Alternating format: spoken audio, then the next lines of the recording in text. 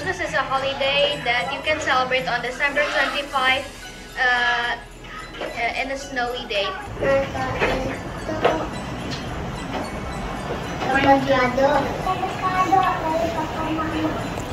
like where you make a Christmas tree in your house. Yesus lahir. Kami mengundang adik-adik untuk bersama-sama merayakan Natal Sekolah Minggu pada hari Sabtu tanggal 16 Desember 2023 jam 10 pagi. Ada bazar juga loh, ingat jangan lupa join. God bless you.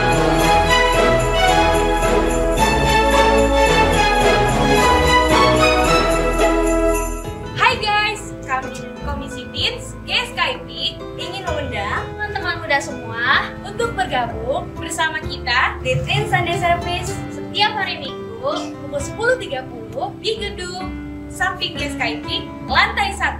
Ikut yuk dan tumbuh bersama kita dalam komunitas yang kuat di dalam Tuhan. See you guys. Kita tunggu ya kedatangannya.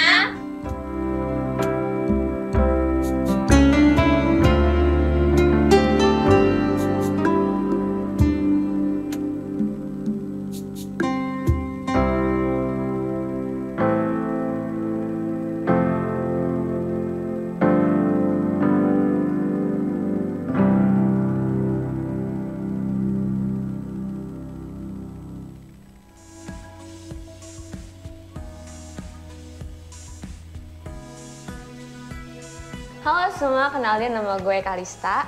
Hai, nama gue Michaelian. Halo, perkenalkan nama gue Devni.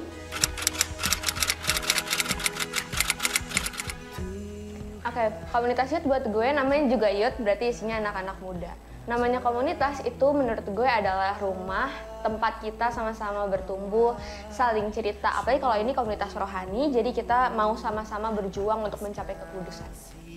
Bagi gue, komunitas youth adalah sarana untuk anak-anak muda berkumpul bersama-sama membagi hidup. Kemudian anak-anak muda bisa saling sharing satu dengan lainnya dan dapat membangun imannya, spiritualitasnya, kognitifnya, pengetahuannya, wawasannya untuk kemuliaan Tuhan. Jadi gue berharap teman-teman bisa gabung dan kita bisa menikmati hadirat Tuhan bersama. Jangan lupa Datang. See you there!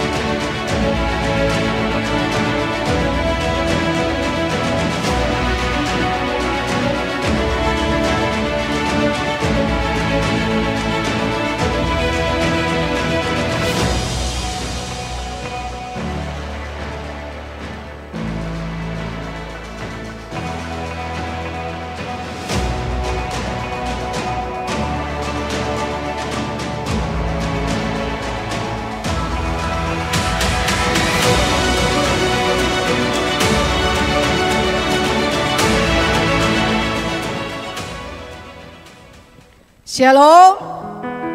Haleluya. Selamat pagi Bapak Ibu terkasih yang di tempat ini. Baik di tempat ini, baik di online, di streaming, kami mengucap syukur. Selamat pagi dimanapun kita berada. Mari kita akan mulai ibadah kita dengan penuh ucapan syukur untuk pagi hari ini. Kita mengucap syukur Tuhan memberikan kesehatan, kekuatan, penuh dengan sukacita. Pagi hari ini kita melayani Tuhan. Amin. Saya undang untuk bangkit berdiri. Kita mau berdoa. Mari kita berdoa. Bapa, pagi hari ini kami mengucap syukur atas kasih-Mu Tuhan, yang senantiasa ada di setiap detak jantung hidup kami Tuhan. Pagi hari ini Tuhan, kami rindu untuk meninggikan, menyembah-Mu, bahkan untuk mendengarkan firman-Mu Tuhan. Pagi hari ini Tuhan, pakai kami Tuhan, jemaat-jemaat-Mu Tuhan, kami semuanya Tuhan, menyertai senantiasa Engkau ada bagi kami.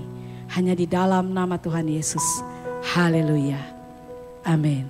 Silakan duduk Bapak Ibu terkasih. Bapa yang Maha Esa, kami sangat mengasihi-Mu Tuhan. Nyanyikan pujian ini sama-sama, menjadikan kekuatan buat hidup kita. Amin. Yang Maha Esa, Yang Maha Esa, kami mengasihi-Mu Tuhan.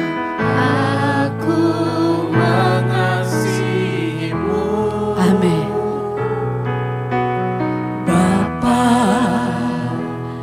Elohim Yahweh, aku menghormati-Mu. Katakan sama-sama, Bapa, Bapa Tuhan Allahku, Engkau layak dipuji. Bapa Maharajaku, Engkau layak disembah. Kau segalanya, Kau segalanya dalam hidupku, kemuliaan, kehormatanku. Kau segalanya, Kau segalanya, hanyalah Engkau kehidupanku. Kau segalanya, Kau segalanya dalam hidupku, kemuliaan, kehormatanku. Kau segalanya, Kau segalanya, hanyalah Engkau kehidupanku. Mari kembali katakan, Bapa, ini kami Tuhan. Bapa yang Maha Esa, kami sangat mengasihi-Mu Tuhan. Amin. Bapakku, Elohim Yahweh, aku menghormati-Mu. Bapa, amin. Tuhan Allah, Engkau layak kami puji Tuhan. Engkau layak dipuji. Bapa Maharajaku, Engkau layak disembah. Katakan, kami sembah Kau segalanya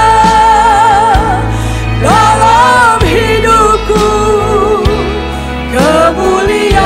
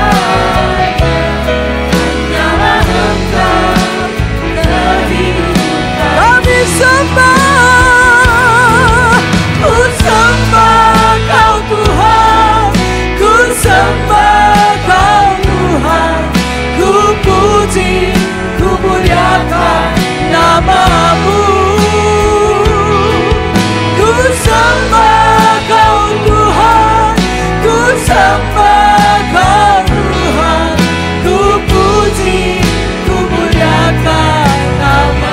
Kami sembah. Mari saya undang untuk bangkit berdiri, jemaat terkasih.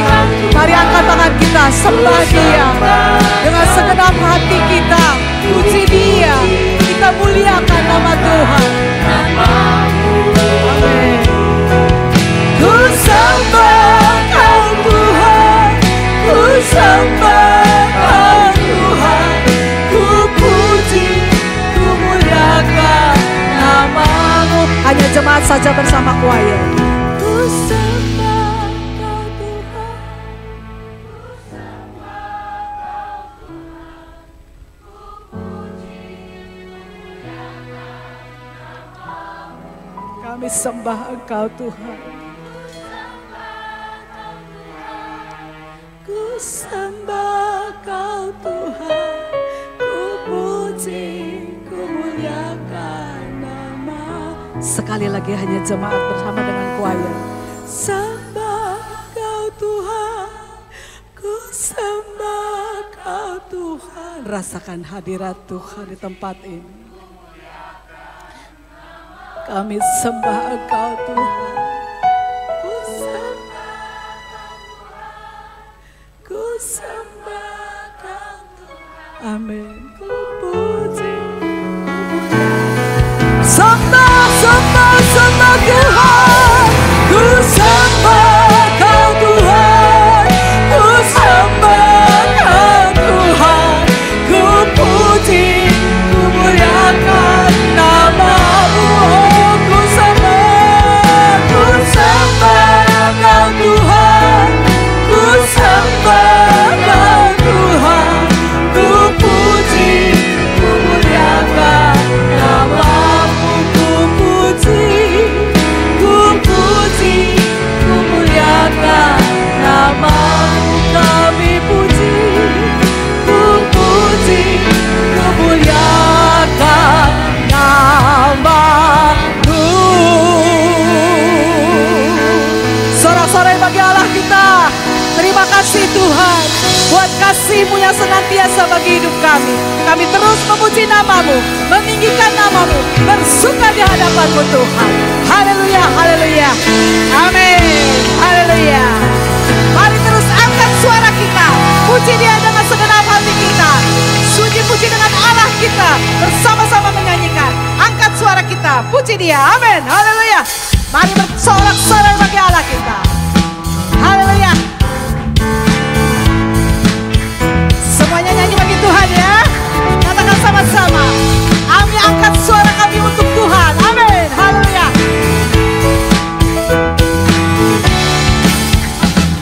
Aku angkat suaraku. Apa? Amin. Ku angkat jiwaku menyembah-Mu, Allah Israel, Allah yang esa. Kau dimuliakan selamanya. Amin. Hanya Kau yang layak dipuji, hanya Kau yang layak disembah. Allah Israel, Allah yang benar, Kau maha tinggi, maha. Katakan sekali lagi, kami angkat suara Tuhan. Suaraku memuji-Mu, ku angkat jiwaku menyembah-Mu, Allah Israel, Allah yang esa. Kau dimuliakan selamanya. Amin. Hanya Kau yang layak dipuji, hanya Kau yang layak disembah. Allah Israel, Allah yang benar, Kau maha tinggi, maha. Katakan kudus, kudus, kudus, kudus, kuduslah Tuhan. Kudus, kudus, kudus,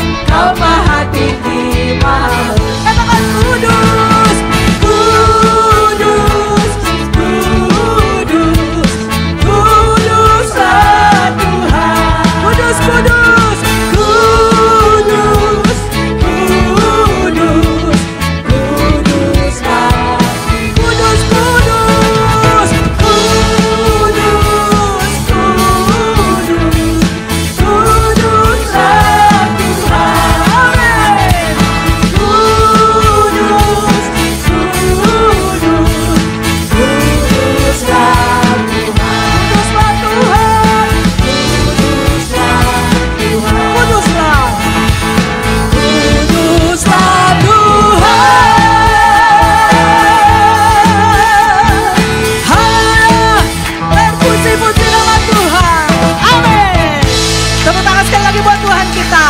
Tetap bangkit berdiri, bersuka di dalam Tuhan, dalam hadirat Tuhan, sukacita melimpah. Amin. Yes, nyanyikan pujian ini. Bersuka di dalam Tuhan, bersorak-sorai bagi Allah kita. Amin. Haleluya. Sama-sama kita nyanyikan.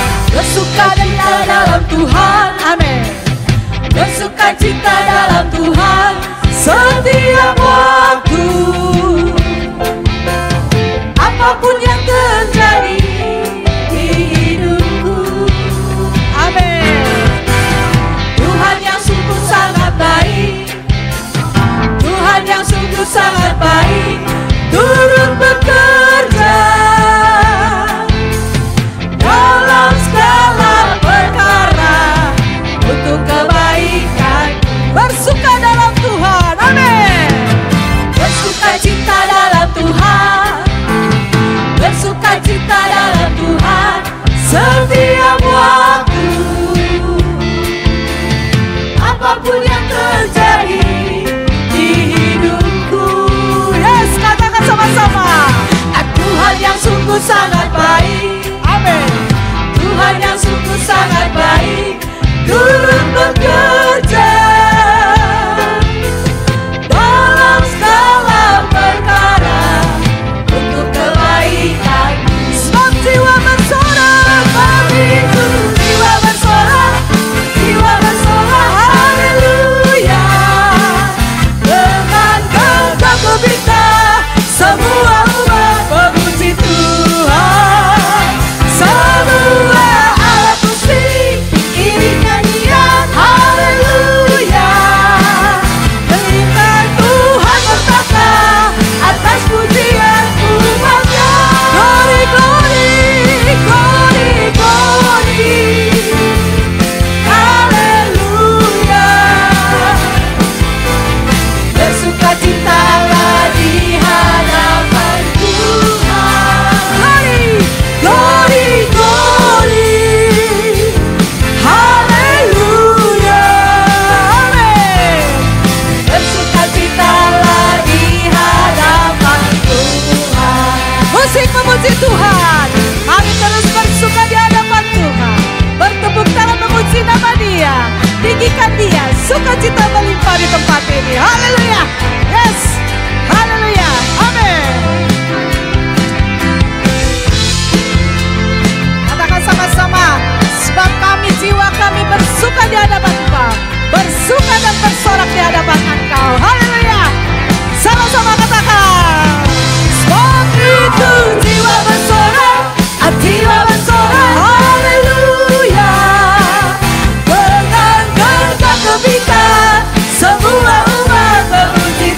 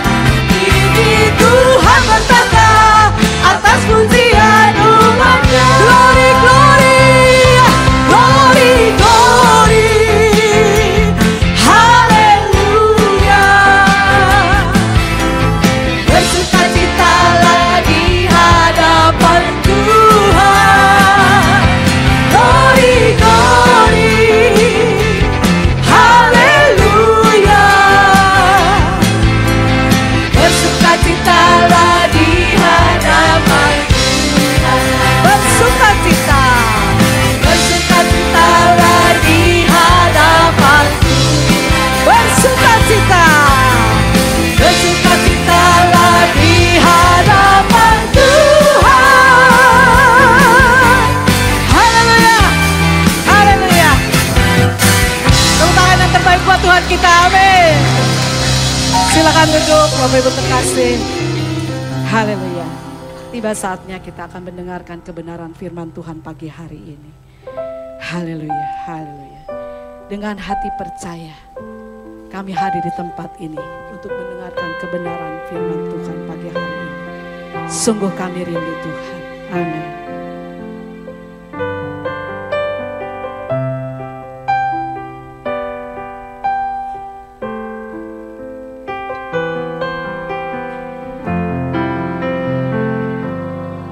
Katakan sama-sama.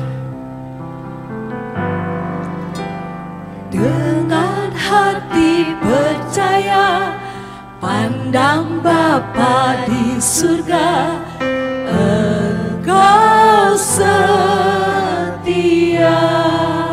Amin. Di relung hatimu ada namaku, Kau menjagaku. Amin. Namun semua itu tak membuatku manja. Ku harus berkarya, kembangkan talenta. Ini tanggung jawabku. Katakan sama-sama, dengan sungguh-sungguh katakan, dengan hati percaya. Dengan hati percaya, pandang Bapa di surga, Engkau setia. Amin. Di relung hatimu ada namaku, Kau menjagaku. Namun semua itu tak membuatku manja. Ku harus berkarya, kembangkan talenta. Ini tanggung jawab. Sungguh kami rindu, sungguh ku rindu buktikan ku cinta padamu, memberitakan kebenaranmu. Dan ku bawa jiwa-jiwa bermata hatimu, kehendakmu Tuhan, tiada yang binasa, semua diselamatkan. Mari katakan dengan hati percaya. Kembali saya undang untuk bangkit berdiri, katakan. Dengan hati percaya, pandang Bapa di surga, Engkau setia. Di relung hatimu ada namaku, Kau menjagaku. Amin. Namun semua itu tak membuatku manja. Ku harus berkarya, kembangkan talenta. Ini tanggung jawab. Sungguh kami rindu, sungguh rindu buktikan ku cinta padamu, memberitakan kebenaranmu. Amin. Kan ku bawa jiwa-jiwa bermata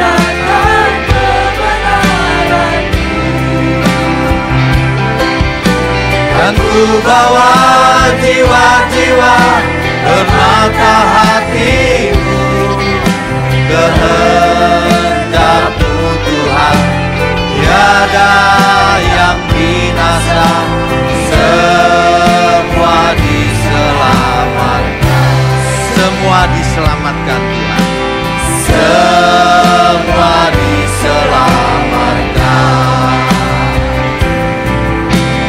semua diselamatkan.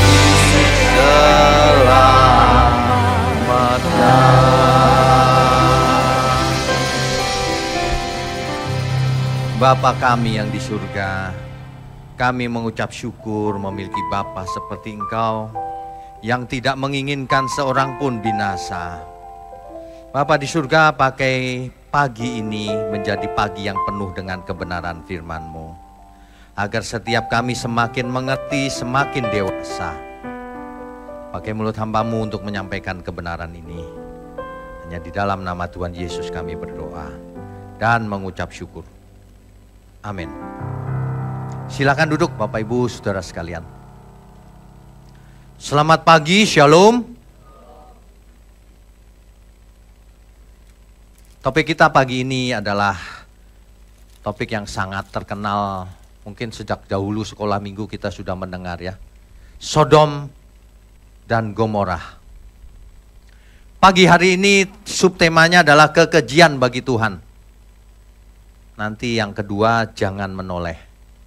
Seperti biasa saya selalu ingatkan untuk ikut dua kebaktian karena saling melengkapi, saling menjelaskan. Sodom dan Gomora adalah dua kota prasejarah Israel, sebelum Israel. Letaknya di sekitar Laut Mati, tepatnya di mana tidak ada yang tahu sampai hari ini. Ya, tetapi itu ada di sekitar Laut Mati. Kalau kita ke Israel, kita akan ditunjukkan suatu bukit gitu. Lewat sambil naik bus, satu bukit gitu, ada seperti patung. Alami itu batu. Itu adalah istri Lot. Waduh, istri Lot ribuan tahun masih berdiri di situ. Kasihan deh. Aduh. Ya. Sodom dalam bahasa Ibrani Sedom. Sedangkan Gomorrah dalam bahasa Ibrani Amorah. Sedom artinya terbakar, Amorah artinya tenggelam atau suatu cekungan. Tenggelam artinya ya. Nah, menurut tradisi kuno di daerah situ ada 5 kota yang disebut dengan Pentapolis. Kota itu disebut di Kejadian 14 ayat 2 dan 8. Kejadian pasal 14 ayat 2 dan 8. Bahwa raja-raja ini berperang melawan Bera. Bera itu adalah Raja Sodom. Birsya itu Raja Gomora.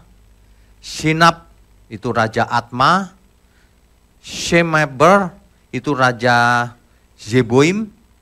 Dan Raja negeri Bela yakni negeri Zoar. Ada 5 saudara. Ya, itu disebut Pentapolis. Atma, Zeboim, dan Zoar. Sedangkan Sodom termasuk kota yang paling terkenal di antara 5 itu. Makanya sampai perjanjian baru disebutnya Sodom. Gomora agak jarang disebut akhirnya. Mungkin Sodom yang paling besar, mungkin. Kita tidak tahu ya. Nah, suatu hari para gembalanya Abraham dan para gembalanya Lot bertengkar, rebutan wilayah. Karena wilayah itu sempit. Di sekitar ketika Abraham dan Lot bersama-sama itu sempit. Ya. Kemudian Abraham itu baik sekali loh. Padahal itu ponakannya Lot itu. Abraham bilang sama Lot gini, kamu pilih deh, kita jangan berantem ya. Kamu pilih, kamu mau ke kiri aku ke kanan. Kamu mau ke kanan aku ke kiri, gak apa-apa kau pilih sendiri. Lalu Lot melayangkan pandangannya. Dia pilih yang paling subur. yang banyak airnya. Dia memanfaatkan kebaikan pamannya. Omnya sangat baik. Nah, lalu ya udah kamu ke sana. Gitu. Abraham ngalah, Saudara. Lot memilih di kota-kota lembah Yordan dan berkemah di dekat Sodom. Nah, ini dia. Lot memilih yang subur, dia berkemah di dekat Sodom. Dia nggak tahu kalau penduduk Sodom itu sangat jahat di mata Tuhan. Dia cuma memilih yang subur. Ya. Kejadian 13 ayat 13. Coba kita baca. Adapun orang Sodom sangat jahat dan berdosa terhadap Tuhan. Ayat 12-nya sebelumnya, Abram menetap di tanah Kanaan, tetapi Lot menetap di kota-kota lembah Yordan dan berkemah di dekat Sodom. Abraham sudah sampai kepada Kanaan. Dulu banyak orang membayangkan ya, Abraham belum sampai Kanaan. Nanti Israel yang menuju Kanaan, gitu kan ya? Padahal Abraham sudah sampai Kanaan. Cuma Abraham tidak merasa itu tanah miliknya. Nah, jadi ternyata firman Tuhan berkata, adapun orang Sodom sangat jahat dan berdosa terhadap Tuhan. Apa sih kejahatannya orang Sodom? Nah, ini yang perlu diperhatikan baik-baik. Saudara jangan baca buku sembarangan, bacalah Alkitab. Semua buku yang tidak sama dengan Alkitab itu salah. Semua yang sesuai Alkitab boleh dibaca. Sebab buku itu dikarang oleh manusia. Yang ngarang umurnya berapa? Saya mau tanya. Paling 78, 80 tahun mati kan? Sedangkan ini kisah yang ditulis Alkitab berapa ribu tahun yang lalu? Kan ditulisnya kitab Kejadian itu sekitar 1400 sebelum Masehi. Jadi sudah hampir 3.500 tahun yang lalu ya. Jadi kalau ada orang yang sekarang sok tahu nulis buku gitu, terus gak sesuai Alkitab, kamu itu baru lahir, ya, pinter juga enggak, bisa ngarang-ngarang sendiri. Nah, persoalannya apa sih kejahatan orang Sodom ini sehingga kita jangan niru? Di ayat Kejadian ayat pasal 18, ayat 20 dan 23. Sesudah itu berfirmanlah Tuhan, sesungguhnya banyak keluh kesah orang tentang Sodom dan Gomora, dan sesungguhnya sangat berat dosanya. Ayat 23, Abraham datang mendekat dan berkata, mendekat kepada Tuhan maksudnya. Apakah engkau akan melenyapkan orang benar bersama-sama dengan orang fasik? Abraham khawatir di Sodom ada banyak orang benar. Kalau dilenyapkan bersama-sama orang fasik kan gak adil artinya. Itu loh maksudnya. Abraham berusaha mendekati Tuhan. Abraham mendudukkan dirinya sebagai pengacara. Pengacaranya orang Sodom ceritanya. Mau belain gitu. Kalau ada orang benar gimana di sana? Tuhan ajak, baiklah kita berperkara. Abraham bilang, kalau ada 50 gimana? Kalau ada 50 nggak aku apa-apain Sodom. Rupanya Abraham mikir-mikir juga ya, jangan-jangan nggak ada nih. Nawar lagi, 45. Ada 45, ku bebaskan Sodom. Mikir lagi dia, jangan-jangan nggak ada ya. 40 Tuhan? Oke 40. 30? 20? Abraham nekat juga loh. Lawan Tuhan berani nawar itu nekat loh. Ampun Tuhan, kalau boleh sampai kayak gitu. Akhirnya 10 terakhir tawarannya. Tuhan bilang kalau ada 10 tidak kulenyapkan Sodom. Kenapa? Karena nggak ada 10. Cuman ada berapa orang di Sodom? 1 orang. Lot. Kalau kita bicara orang di situ maksudnya yang laki-laki ya. Cuma 1, Lot. Abraham nyerah. Masa dia mau nawar 1 Tuhan?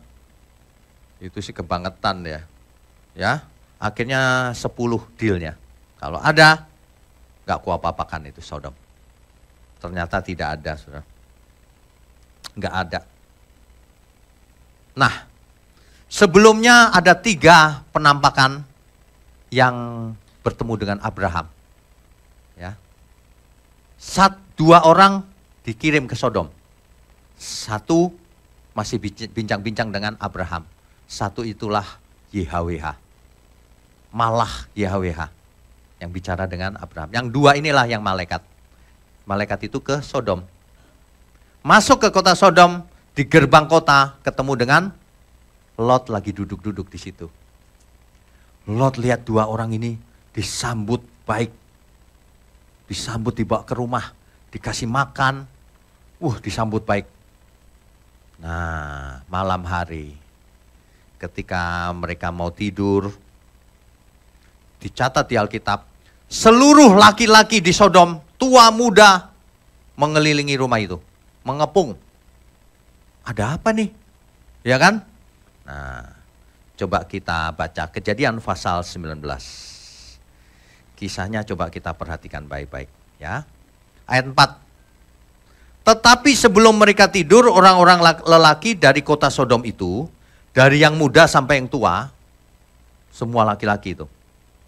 Bahkan seluruh kota, jelas ya, tidak ada yang terkecuali datang mengepung rumah itu. Mereka berseru kepada Lot, "Di manakah orang-orang yang datang kepadamu malam ini? Bawalah mereka keluar kepada kami, supaya kami pakai mereka." Emangnya pakaian mau dipakai? Apa itu maksudnya dipakai itu? Tapi bahasa Indonesia lumayan loh. Kalau di bahasa Inggris terjemahnya gini, supaya kami mengenal mereka. Emang mau kenalan apa? Segitu banyak ngeroyok rumah mau kenalan?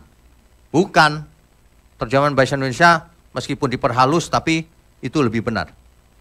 Kami mau pakai dia. Waduh. Saudara, kalau kita cek teks aslinya ini ya. Supaya kami pakai mereka. Wenedah. Dalam akar katanya yada. Yada itu ketika Adam menghampiri istrinya itu yada. Artinya berhubungan seks. Keluarin mereka supaya kami perkosa mereka. Perkosanya mending satu orang. Rame-rame. Semuanya laki-laki. Sedangkan tamunya Lot juga laki-laki, 2 orang. Konteksnya jelas ini. Bukan supaya mereka takluk atau ngalah atau apa. Bukan, mau diperkosa. Mau dipakai. Teks aslinya bicara begitu. Yada. Bukan mau kenalan. Ya. Makanya di terjemahan NIV lebih benar. Bring them out to us so that we can have sex with them. Terang-terangan ya NIV ini. Yang lain pakai gaya bahasa diperhalus supaya kami mengenal mereka. Ngapain kenalan? Hubungan seks rame-rame sesama laki-laki inilah yang terjadi di zaman itu. Homoseksual. Rame-rame. Ini makanya kota Sodom ini rusak banget orang-orangnya. Ya. Itulah, enggak kali Pak. Coba baca konteksnya. Coba dibaca konteksnya ayat berikutnya.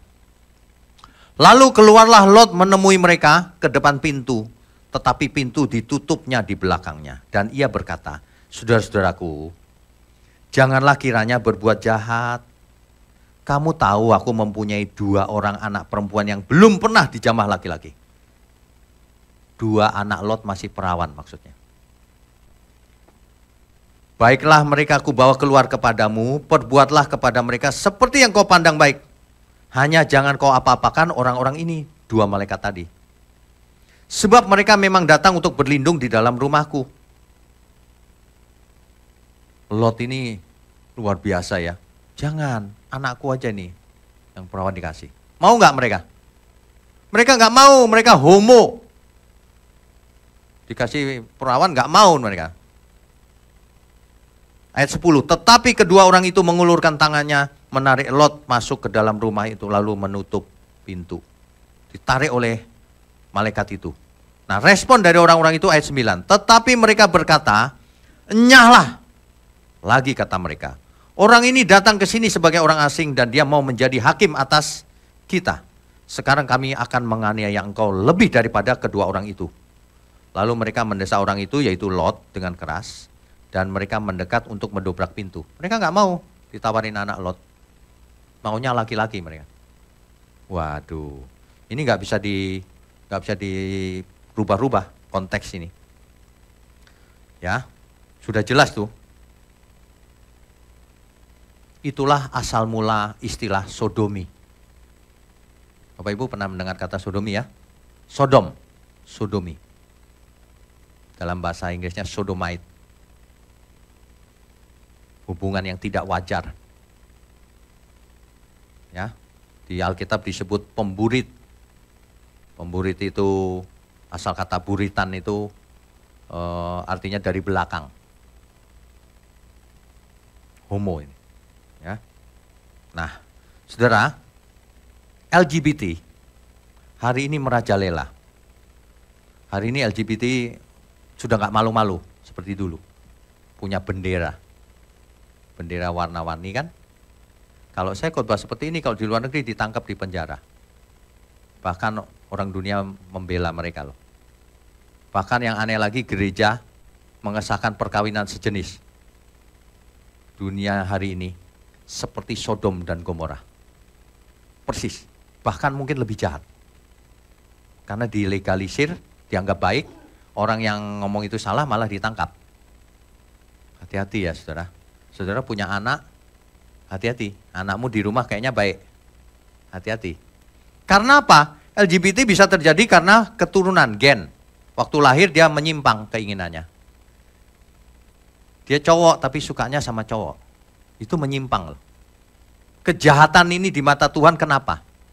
Karena Tuhan menciptakan laki-laki dan perempuan.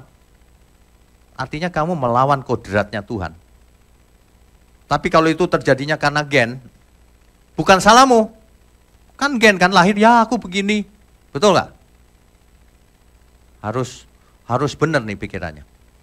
Jangankan LGBT. Laki-laki yang normal aja deh. Aku lahir, gak bisa Pak, aku kalau lihat cewek, gimana gitu. Itu kan menyimpang juga kecenderungannya. Orang punya kecenderungan menyimpang.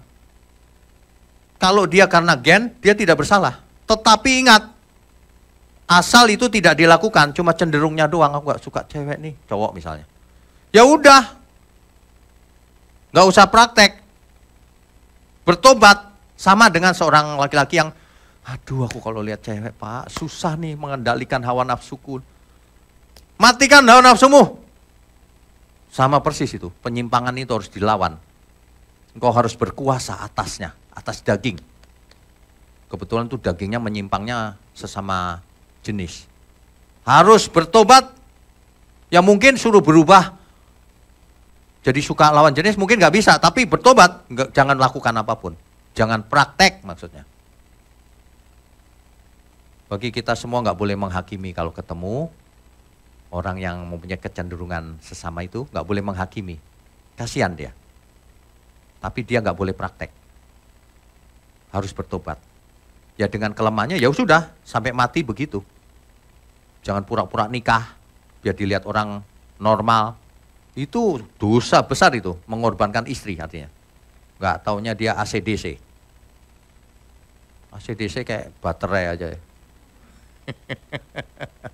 Aduh, tapi dunia ini memang begitu. Ya. Pusatnya ada di San Francisco. Kota itu. Tapi di mana-mana ada, saya lihat. Di Aussie, di Singapura, di mana ya? Di mana-mana. Aduh, Sodom dan Gomora ini. Padahal itu bisa juga karena pergaulan. Nah ini yang pergaulan ini. Bapak Ibu ya hati-hati. Kalau mendidik anak itu dari kecil, itu harus takut akan Tuhan. Jangan cuma etika biasa. Kalau etika biasa nanti dia bergaul, bablas dia. Tapi kalau takut akan Tuhan, pagarnya selamanya. Dia ada dimanapun, aku takut Tuhan. Itu. Tapi kalau nggak tahu Tuhan, taunya cuma etika, pergaulan, bablas ya.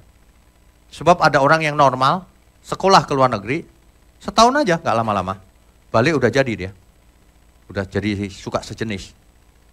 Ya. Ada lagi kondisi tertentu yang mengakibatkan itu. pusat pelatihan apa gitu, sesama jenis. Kan pusat pelatihan olahraga sesama jenis dong, mandinya sendiri-sendiri. Tapi mereka mandi bareng. Bisa jadi tuh. Hati-hati. Saya nggak cerita sembarangan. Padahal Taurat melarang. Imamat 18 ayat 22. Imamat 18 ayat 22. Janganlah engkau tidur dengan laki-laki secara orang bersetubuh dengan perempuan. Karena itu suatu kekejian. Itu jelas loh di Taurat. Pasal 20 ayat 13. Bila seorang laki-laki tidur dengan laki-laki secara orang bersetubuh dengan perempuan, jadi keduanya melakukan suatu kekejian, pastilah mereka dihukum mati dan darah mereka tertimpa kepada mereka sendiri. Perbuatan itu kekejian bagi Tuhan loh, saya kasih tahu. Ya. Itu melanggar kodratnya Tuhan itu. Hati-hati loh.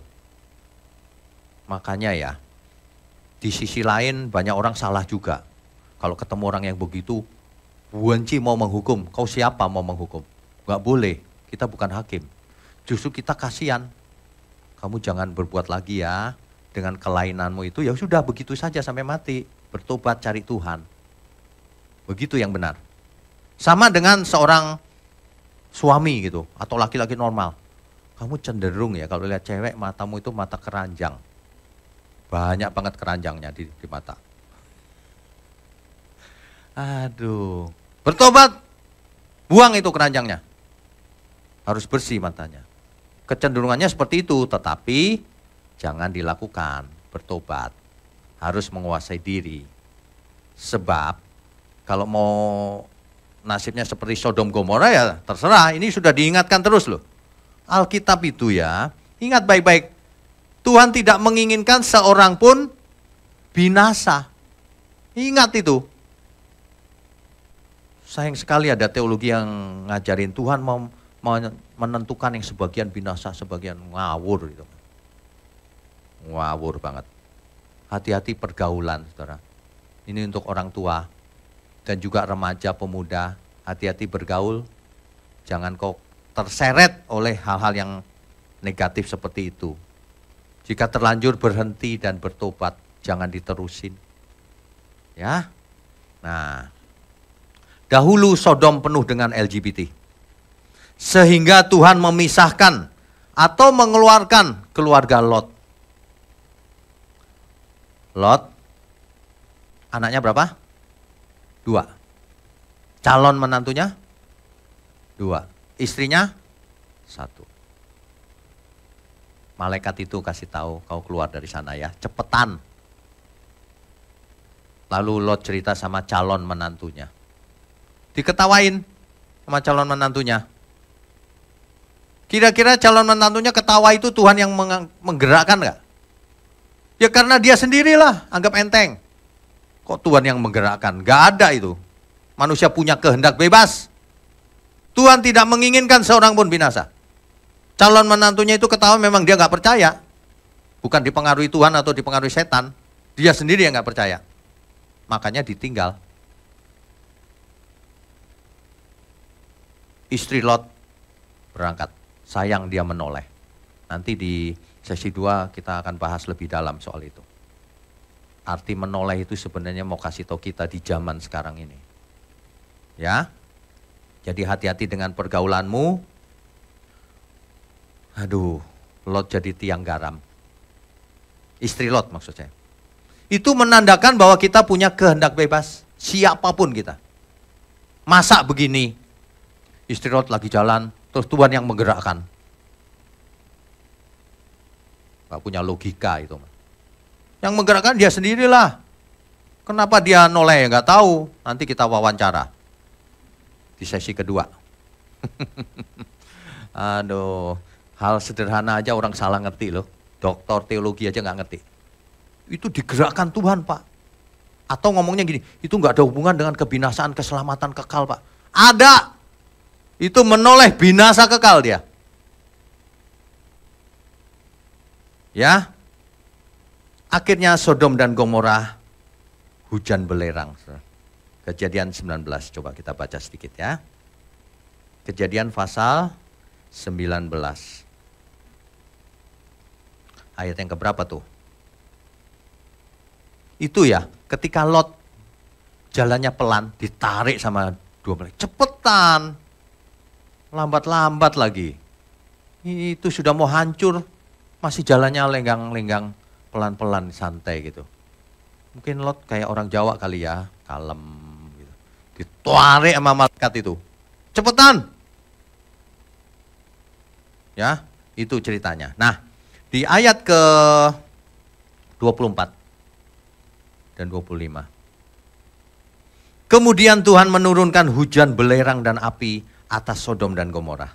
Berasal dari Tuhan dari langit. Dan ditunggal balikkannya lah kota-kota itu dan lembah Yordan. Dan semua penduduk kota-kota serta tumbuhan-tumbuhan di tanah. Habis kena hujan belerang dan sebagainya. Menurut penelitian arkeologi, ada suatu daerah di dekat Laut Mati. Daerah itu tandus sekali, ya. Ternyata ketika diselidiki seperti hujan belerang, seperti ada api yang jatuh dari langit. Jadi lapisan ke bawahnya itu seperti ada tembakan gitu. Tembakan apa? Gak mungkin ada tembakan. Tembakan, jadi tanah begini, batu-batuan, ini seperti ada tembakan gini. Terus ada tulang yang di dalam itu, tulang gini, tembakannya itu persis di tengah tulang itu. Kan itu nggak mungkin ya, tapi itu yang ditemukan. Hati-hati loh, itu mengerikan sekali itu. Si Sodom ini orang-orangnya, waduh. Apakah kejahatannya hanya itu? Hanya LGBT? Ternyata tidak.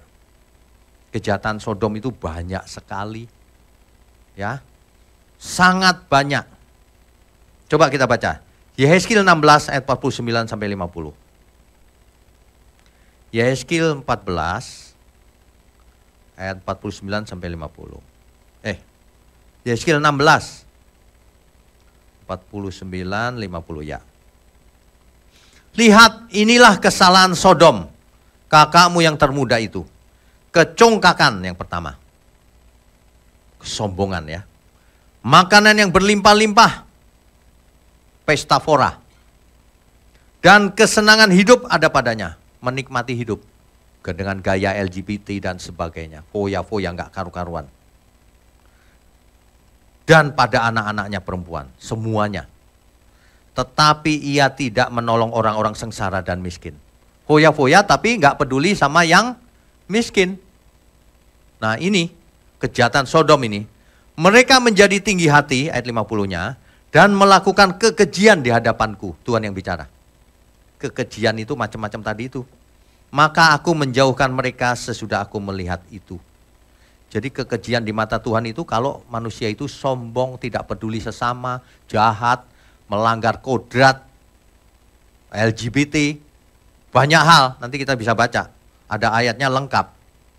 Nah, Sodom ini dipakai untuk memparalelkan analogi penduduk Yerusalem. Yeremia 23 ayat 14. Yeremia 23 ayat 14. Tetapi di kalangan para nabi Yerusalem aku melihat ada yang mengerikan. Mereka berzinah dan berkelakuan tidak jujur. Mereka menguatkan hati orang-orang yang berbuat jahat sehingga tidak ada seorang pun yang bertobat dari kejahatannya. Semuanya mereka telah menjadi seperti Sodom bagiku. Dan penduduknya seperti Gomora. Hari ini saya percaya dunia ini rusaknya seperti Sodom dan Gomora minimal. Bahkan lebih dari itu. Ada yang cerita sama saya ya. Ini fakta loh. Hati-hati anak muda. Hati-hati anak muda yang baru lulus misalnya. Terus kerja profesional. Hati-hati. Profesional biasanya anak muda baru lulus sok-sokan, bangga gitu. Terus apalagi kalau gajinya gede, wah dia kemana keliling dunia. Hati-hati, di mana-mana banyak jebakan, Yang namanya orang beli mobil aja, diam-diam dikasih bonus cewek, saya kasih tahu. Hati-hati. Yang mau cowok juga dikasih cowok. Hati-hati ya, dunia ini penuh dengan jebakan. Hati-hati dengan anak kita semua. belajarlah yang benar. Kalau enggak, bablas, pasti jatuh. Karena anak muda itu kan tidak berpengalaman dan tidak berhikmat. Iya, disodorin aja jatuh dia. Makanya jangan suka bergaul dengan yang tidak benar. Makanya jangan suka berdiri di jalan yang licin. Kau nanti terpeleset, kecuali kau sudah tua, sudah bijaksana, imannya sudah kuat, itu beda. Masih muda itu jangan bergaul dengan hal-hal yang seperti itu. Pengen tahu Pak. Iya, mula-mula pengen tahu, lama-lama pengen cobain Pak. Sekali aja. Iya, kalau ada sekali ada 2 kali. Ada 2 kali ada 3 kali. Itu mah terus-terusan namanya. Bukan sekali. Aduh. Ini Sodom dan Gomora ini ya. Merupakan menurut saya ya. Bisa menjadi tipologi. Tipologi dari zaman sekarang. Akhir zaman. Bahwa kota-kota dunia ini seperti Sodom Gomora. Kalau seperti Sodom Gomora, nanti binasanya seperti Sodom Gomora, bahkan lebih hebat lagi. Ya, saya tahu sih ada banyak orang LGBT yang mau bertobat. Diterima sama Tuhan kalau bertobat, nggak masalah. Nggak masalah dengan keadaan itu, tapi jangan praktek. Itu yang penting. Ya, ada banyak hal di dunia ini nggak bisa dihindari. Lahir bukan salahku. Iya, tapi kau jangan praktek. Kalau praktek itu salahmu. Tapi kalau nggak praktek tidak. Ya udah diem aja udah. Nggak usah merit juga. Kan gitu. Tapi aku sudah buat salah macam-macam, ya Tuhan selalu bisa mengampuni. Asal bertobat. Masa laluku hancur Pak, rusak. Ya udah itu masa lalu, ke depan jangan lagi. Tidak ada dosa yang tidak bisa diampuni Tuhan. Kecuali orang itu tidak mau bertobat.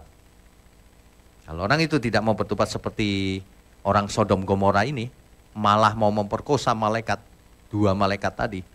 Waduh, jangan salahkan siapa-siapa kalau lalu menjadi hujan belerang dan api. Ya, hujan belerang dan api. Ini menjadi peringatan buat kita semua.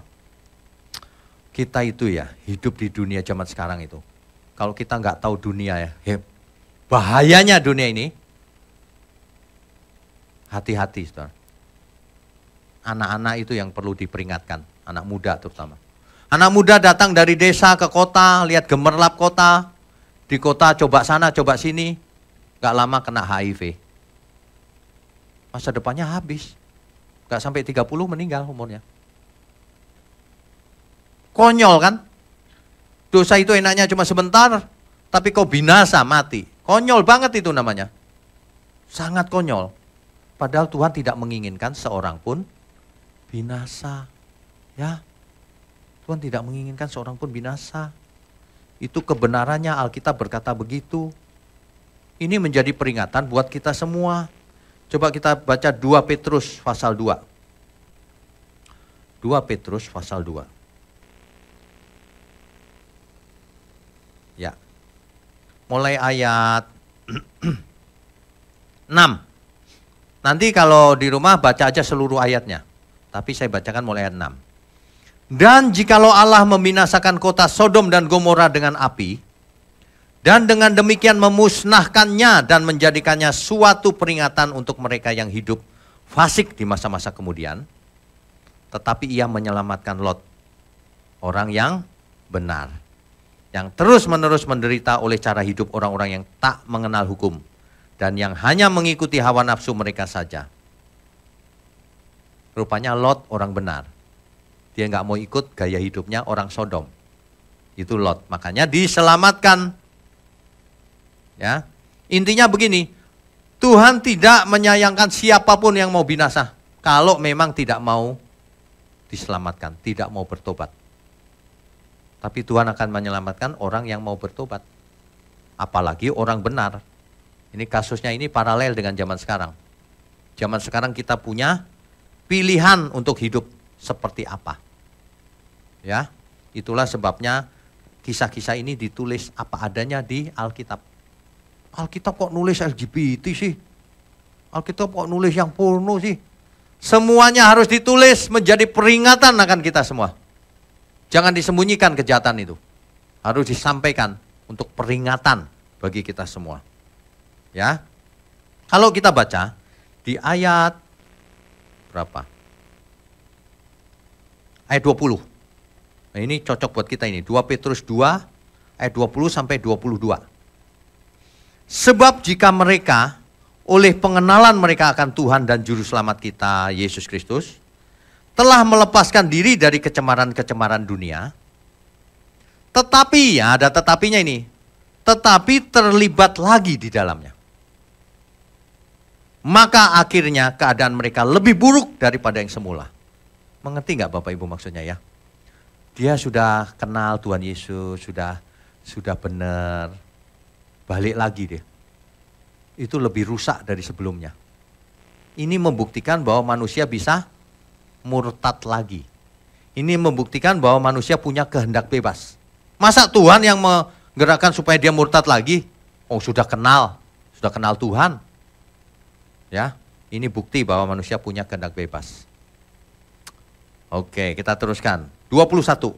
Karena itu bagi mereka adalah lebih baik jika mereka tidak pernah mengenal jalan kebenaran daripada mengenalnya, tetapi kemudian berbalik dan perintah kudus yang disampaikan kepada mereka. Dari perintah kudus yang disampaikan kepada mereka. Lebih baik apa? Mereka nggak pernah kenal jalan kebenaran. Daripada kenal, tapi sengaja berbuat dosa. Tapi balik lagi ke kecemaran-kecemaran dunia ini.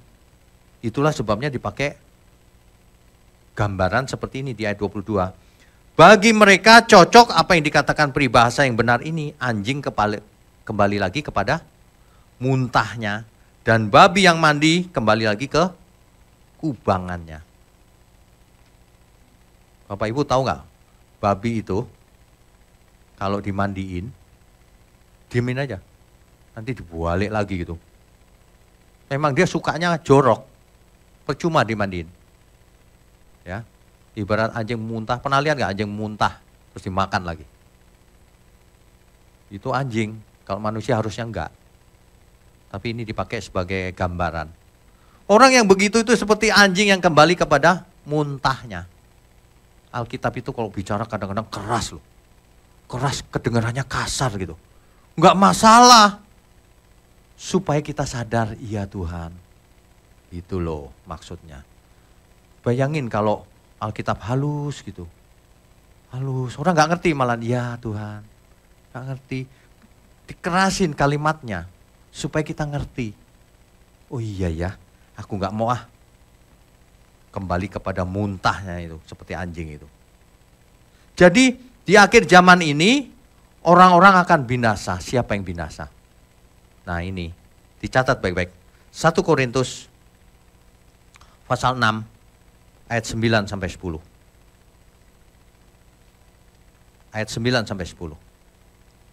Atau tidak tahukah kamu bahwa orang-orang yang tidak adil tidak akan mendapat bagian dalam kerajaan Allah?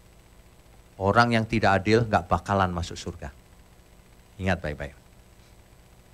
Janganlah sesat. Orang cabul tidak masuk surga. Penyembah berhala tidak masuk surga. Orang yang berzina tidak masuk surga. Banci tidak masuk surga. Orang pemburit LGBT nggak masuk surga. Pencuri, orang kikir, pemabuk, pemfitnah, dan penipu tidak akan mendapat bagian dalam kerajaan Allah. Ini clear loh kalimat ini. Ya, hati-hati loh. Mengerikan ini. Tapi kalau bertobat, diampuni dosanya. Kuncinya cuma satu itu, bertobat atau tidak. Banyak orang tidak mau bertobat. Aku memang begini dari sononya. Oh ya udah, berarti kau memang masuk ke neraka berarti. Sederhana saja sih. Ya. Makanya ya saudara, kalau kita hidup di zaman ini, kita itu jangan ikut-ikutan mau coba ini, coba itu, gak usah. Kita itu disetting jadi anak-anak Allah. Nanti kalau Tuhan datang lagi, bayangin itu, para pemfitnah, pemburit, berani nggak menghadap Tuhan? Berani nggak menghadap Tuhan? Saya lagi bayangin. Ada nggak orang yang berdosa berani menghadap Tuhan? Nggak ada saya rasa. Tapi kenapa tidak mau bertobat hari ini? Makanya ya saudara, kalau khotbah yang keras-keras itu sebenarnya bukan buat pengkhotbahnya, buat pendengarnya. Supaya tidak terseret oleh kecemaran dunia ini. Supaya nanti kalau Tuhan datang kembali, kita bisa berani berkata begitu, Tuhan, Engkau mengingat aku Tuhan. Mestinya begitu kan? Amin semua? Kalau Tuhan datang lagi, Tuhan Engkau mengingat aku waktu alam semesta menderu. Engkau datang sebagai raja, menjemput orang saleh semua. Harimu yang mulia, ku harap segera tiba.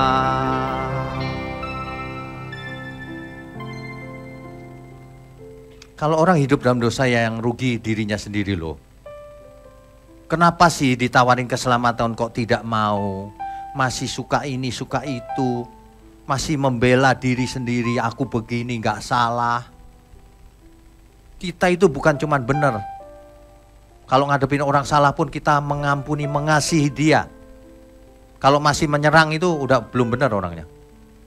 Jadi kalau kita lihat di YouTube banyak yang nyerang gitu dengan dalih kebenaran. Itu bukan orang benar. Kalau orang udah benar, melihat orang lain salah kita jatuh hati. Supaya jangan ada yang binasa. Lihat LGBT, kita jatuh hati, aduh. Kamu kalau lahir lagi ya pasti gak mau jadi itu. Gak mungkin dong orang, ada gak yang cita-cita, nanti aku mau jadi LGBT. Gak ada. Gak ada. Khotbah ini sekaligus dua sisi. Bagi para LGBT bertobat, jangan praktek. Bagi orang yang tidak LGBT, kasih orang-orang LGBT. Ampuni dosanya. Jangan dihakimi. Ya. Tapi nggak boleh praktek LGBT-nya. Itu yang benar. Saya perhatikan khotbah-khotbah di luar selalu menghakimi LGBT seolah-olah tidak ada solusi. Ada. Jangan praktek lagi. Ya udah, dengan cacatku ini, saya tanda kutip cacat. Ya udah nggak apa-apa. Nggak usah praktek. Minta ampun sama Tuhan. Nanti dipulihkan di langit baru, bumi baru. Amin ya. Aduh, kita tidak menyangka ternyata banyak sekali loh. Di sekitar kita, jangan-jangan saudara kita ada yang begitu. Kita nggak tahu loh. Ya, makanya jangan suka menghakimi. Ya. Saudara ya, suatu hari nanti, kalau Tuhan datang ya, mereka akan menyesal. Kasihan. Makanya kita harus jadi berkat buat mereka juga, sehingga mereka ikut bagian dalam keluarga Allah. Ya. Coba saudara, katakan dengan tulus. Tuhan Engkau mengingat aku waktu alam semesta menderu. Engkau datang sebagai raja, menjemput orang saleh semua. Harimu yang mulia, ku harap segera tiba. Matius pasal 10 ayat 14 sampai 15.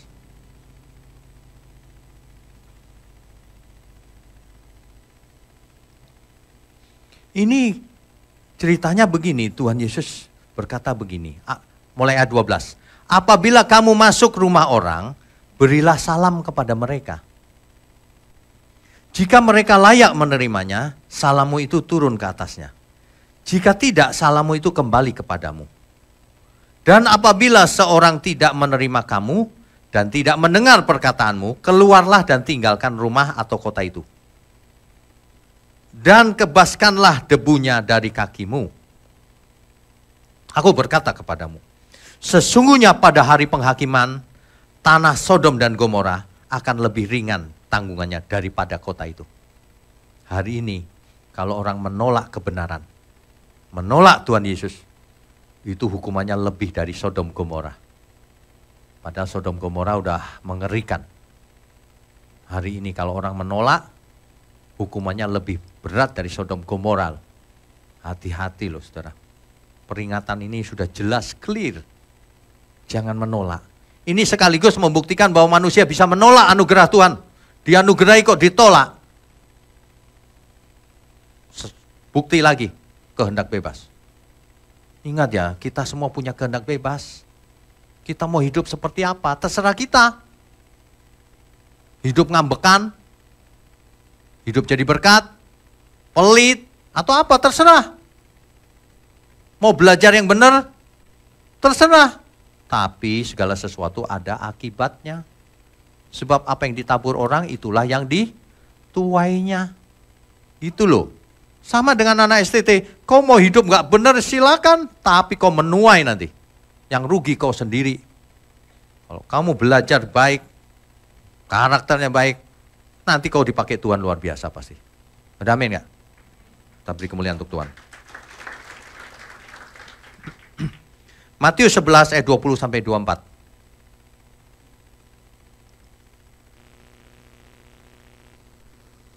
Lalu Yesus mulai mengecam kota-kota yang tidak bertobat. Sekalipun di situ ia paling banyak melakukan mujizat-mujizatnya. Perhatikan, Tuhan Yesus ke kota-kota yang paling banyak melakukan mujizat di situ, tapi orangnya nggak bertobat. Apa artinya? Artinya mujizat itu bukan yang utama, nggak penting. Buktinya Tuhan Yesus sendiri yang bikin mujizat, orang nggak bertobat.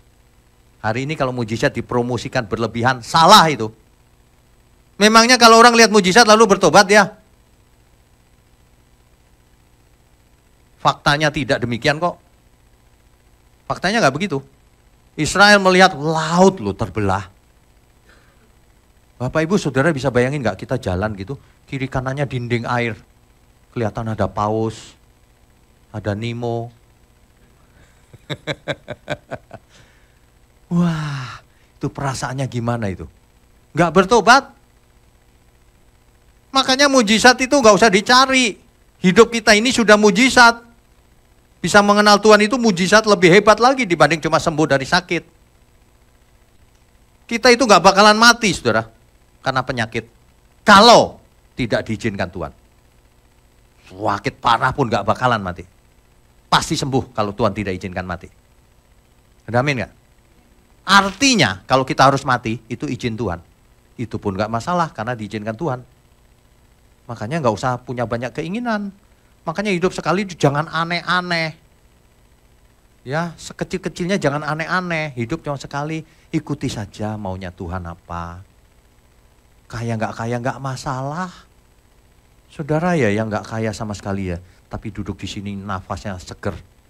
Enak mana dibandingkan orang yang triliunan uangnya tapi pakai ventilator, pakai mesin. Kalau suruh niru, kalau suruh milih ya, orang yang pakai ventilator tuh, itu triliunan buat kau deh. Tapi ventilatornya juga buat kau.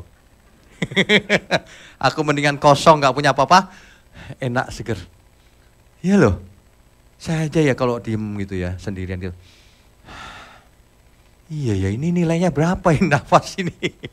Kalau sampai kita nggak bersyukur, tuh nggak tahu diri namanya. Apalagi kita ditawarin keselamatan. Berapa nilainya? Waduh. Roma 1 ayat 24 sampai 32. Roma pasal 1 ayat 24 sampai 32 nanti dibaca semua ayatnya. Tapi saya akan bacakan beberapa hal saja.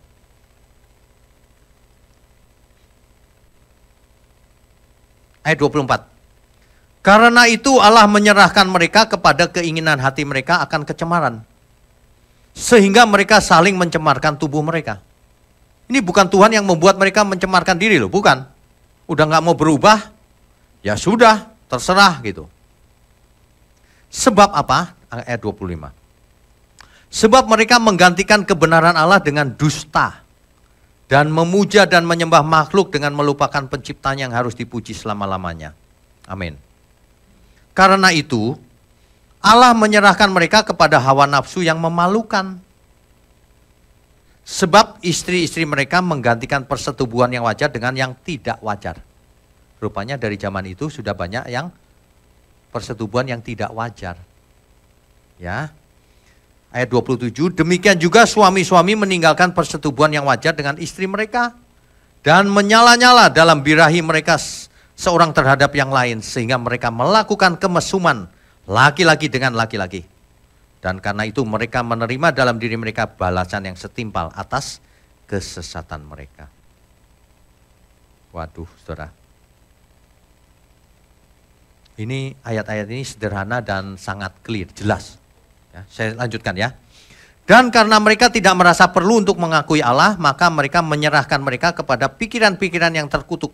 Sehingga mereka melakukan apa yang tidak pantas. Apa itu yang tidak pantas? Ayat 29-nya. Penuh dengan rupa-rupa kelaliman, lalim. Kejahatan, keserakahan, dan kebusukan. Penuh dengan dengki, pembunuhan, perselisihan, tipu muslihat, dan kefasikan. Mereka adalah pengumpat, orang yang suka mengumpat itu termasuk mereka itu. Pemfitnah, orang yang suka memfitnah dengan WhatsApp ke sana sini, berita bohong, di YouTube, memfitnah, membunuh karakter, itu termasuk orang-orang ini. Ya, pembenci Allah, kurang ajar, congkak, sombong, pandai dalam kejahatan, tidak taat kepada orang tua, tidak berakal, tidak setia, tidak penyayang, tidak mengenal belas kasihan.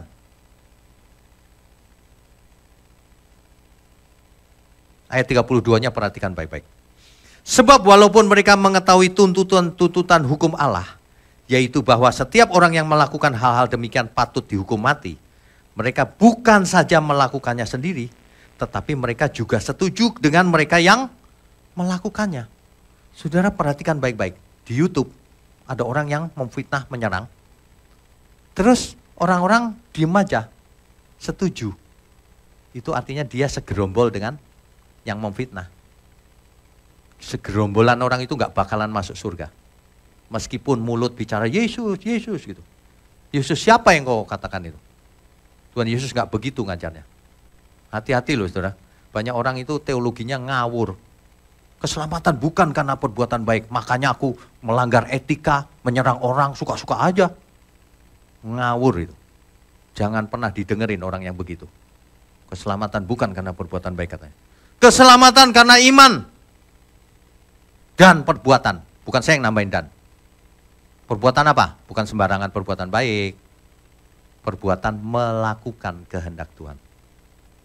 Itu yang benar. Pertanyaannya sederhana. Apakah saudara melakukan kehendak Tuhan? Itu. Jadi kalau lagi nulis di YouTube, mau nyerang, tanya diri sendiri. Apakah saudara sedang melayani Tuhan? Melakukan kehendak Tuhan? Atau sedang melampiaskan hawa nafsumu? Tanya diri sendiri itu. Ya. Hukumannya apa? Kalau Sodom, belerang dan api. Kalau nanti akhir zaman, lebih parah dari Sodom Gomora. Apa itu? 2 Petrus 3 ayat 7. 2 Petrus pasal 3 ayat 7. Tetapi oleh firman itu juga langit dan bumi yang sekarang terpelihara dari api, dan disimpan untuk hari penghakiman dan kebinasaan orang-orang fasik. Itu yang sekarang ini disimpan dari api, nanti untuk penghakiman orang-orang fasik. Ayat 9. Tuhan tidak lalai menepati janjinya sekalipun ada orang yang menganggapnya sebagai kelalaian.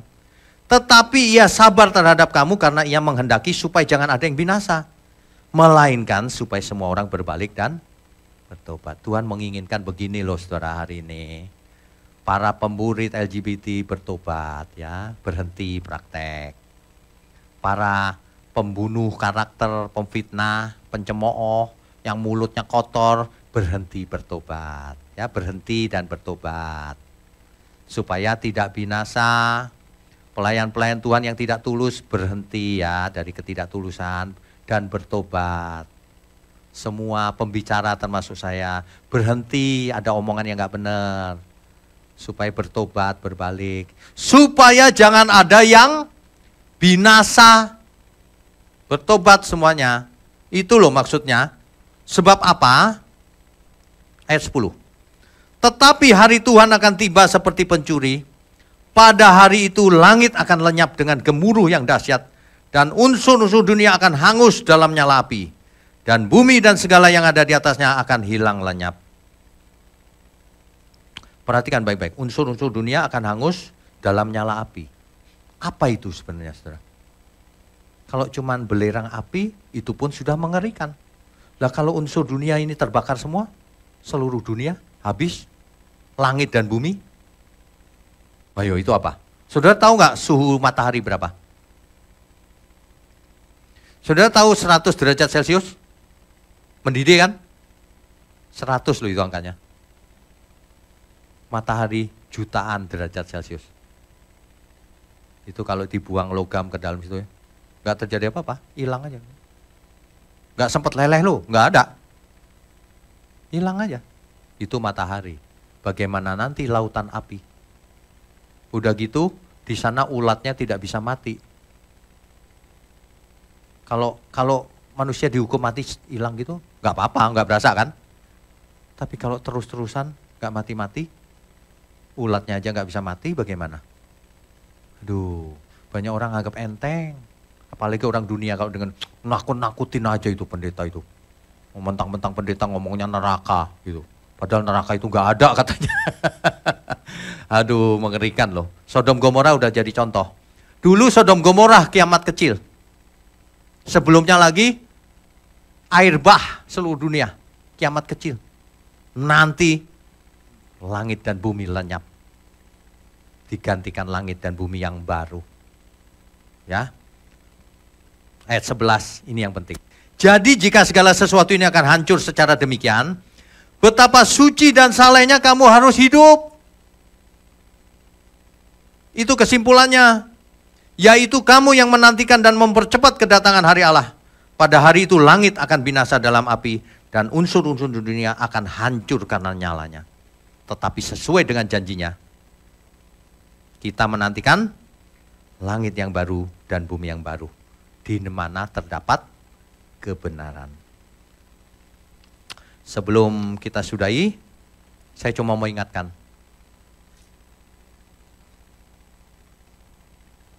Ada orang yang tidak mau bertobat, saudara. Misalnya soal, ini padahal khotbah loh, kok nggak mau bertobat ya? Saya heran. Misalnya soal persepuluhan. Taurat dibatalkan, udah nggak bisa apa-apa dia karena ada ayatnya kan. Dia lari ke perjanjian lama. Oh, persepuluhan itu zamannya Abraham Pak, bukan zaman Taurat. Loh bagaimana ya, nanti di sesi kedua saya jelaskan detailnya. Di zamannya Abraham, karena Lot dikalahkan oleh Raja Kedorlaomer itu, raja-raja Sodom juga semua kalah, semua dijarah, ditawan. Abraham dengar ponakannya ditawan, diselamatkan, diserbu, semua Abraham menang akhirnya. Semua jarahan masuk ke Abraham. Lalu Raja Sodom keluar menemui Abraham. Kembaliin orang-orangku aja, kalau hartanya silahkan diambil. Abraham bilang apa? Sorry ya, semuanya ku kembalikan. Jangan sampai orang bilang, oh Abraham kayaknya gara-gara itu tuh, harta menang perang tuh gitu. Enggak, semua ku kembaliin. Tapi sebelum itu terjadi, 10% dikasih ke Melkisedek. Nah 90%-nya dikembalikan ke Raja Sodom. Coba, gimana praktiknya hari ini? Bisa dipraktekin? Orang itu ngotot gini, oh itu jarang perang kalau hari ini kita kerja Pak. Oke, kau kerja ya, 10% kau kasih gereja, 90%-nya kasih Raja Sodom. Siapa Raja Sodomnya? Mau ngaku Raja Sodom sekalian biar 100% ke kau. Aneh, nggak cocok ngotot-ngotot. Itu pada pembicara senior loh, saya kecewa dengan dunia ini. Saya pikir orang senior itu benar, ternyata matre pikirannya. Sodom Gomora itu. Orang di Sodom Gomora itu foya-foya, cinta uang, LGBT, semuanya ada di situ, tumplek jadi satu. Makanya habis Tuhan marah. Sekaligus itu jadi contoh bagi kita semua. Bahwa di Sodom Gomora ini, pisahkan dirimu. Keluar dari Sodom Gomora. Bukan secara fisik. Keluar kau, itulah arti gereja kan. Keluar, jangan kau hidup dalam kecemaran dunia. Karena langit dan bumi akan lenyap. Betapa sucinya kita, suci dan salehnya kita harus hidup. Amin ya saudara. Amin. Kita beri kemuliaan untuk Tuhan. Baik, saya undang semua untuk bangkit berdiri.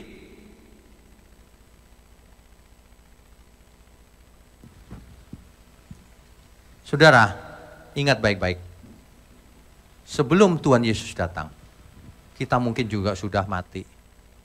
Ya. Itu kematian itu udah pasti. Jadi jangan sampai kita tidak siap.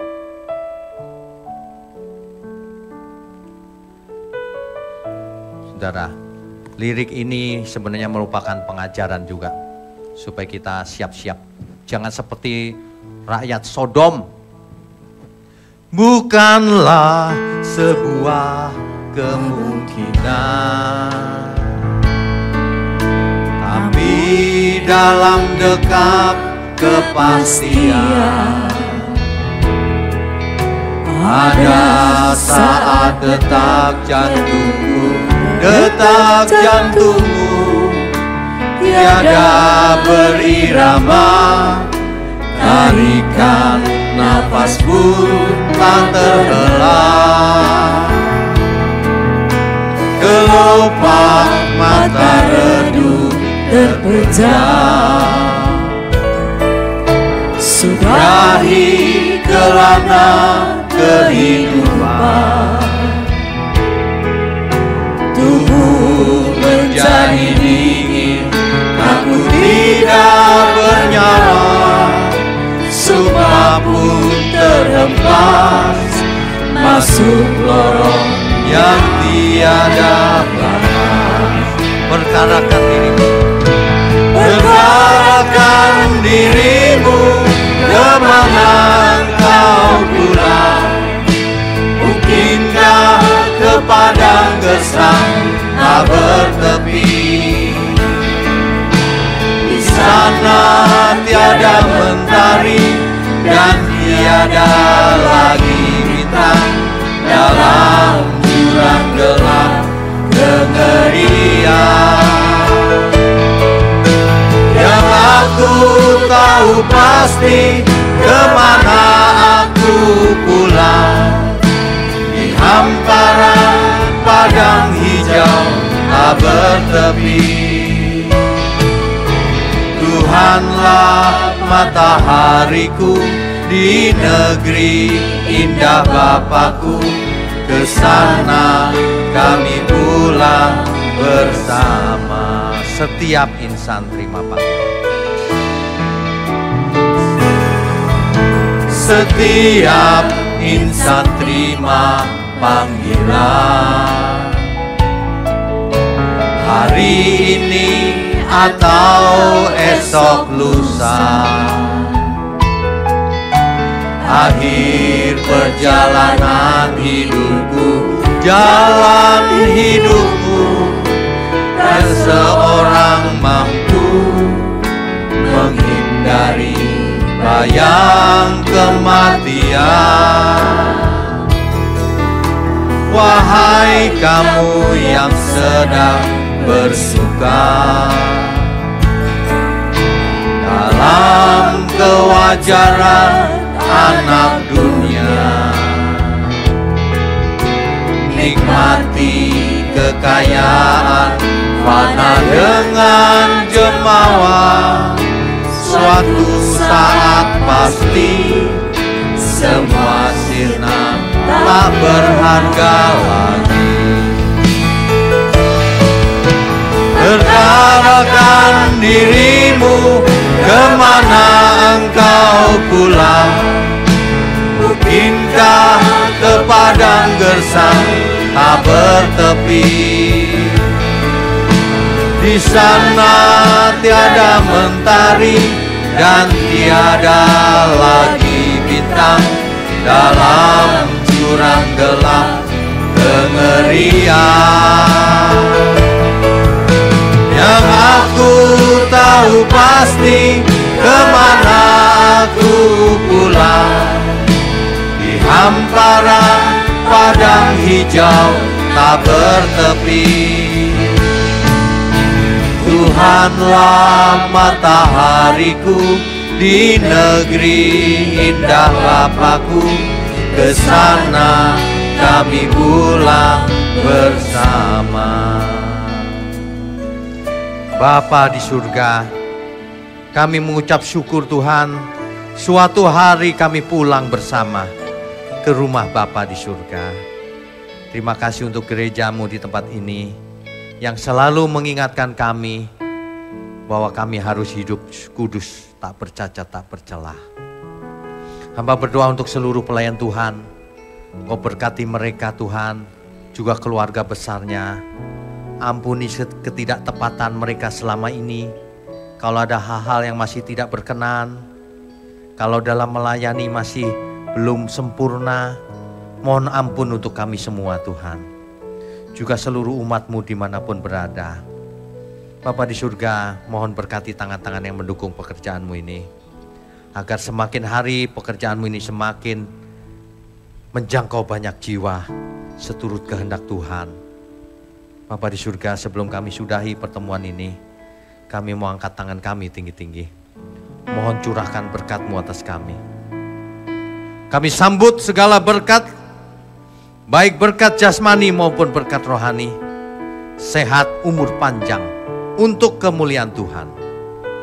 Mulai hari ini sampai selama-lamanya. Turun atas kita semua, dalam nama Bapa, Putra, dan Roh Kudus. Haleluya. Semua yang percaya katakan, amin, amin. Silakan duduk Bapak Ibu sekalian. Ada sedikit informasi. Tuhan Yesus memberkati.